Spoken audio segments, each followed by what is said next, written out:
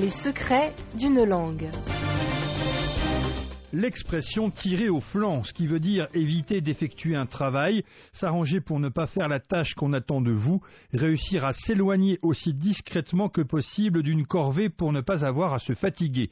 Cette expression nous vient en fait du XIXe siècle, au moment des grandes batailles napoléoniennes, parce qu'elle trouve son origine dans le langage militaire. À l'époque, les armées se positionnaient en 3 parties, le centre où se trouvait le front et les 2 côtés, aussi appelés les 2 flancs. Et en toute logique, c'était au centre que la troupe courait le plus de risques. C'est là que les combats se déroulaient de manière frontale, là où ils étaient terriblement destructeurs. C'est aussi là que la bravoure et l'héroïsme guerrier avaient tout loisir de s'épanouir, contrairement au flanc où le soldat courait moins le risque d'être tué ou blessé.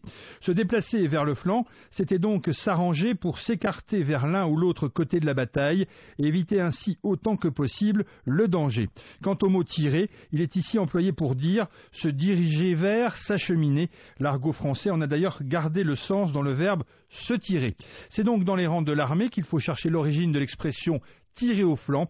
Ces tirs au flanc, comme on dit, André Malraux leur règle leur compte dans l'Espoir, ce superbe roman qui se déroule pendant la guerre d'Espagne.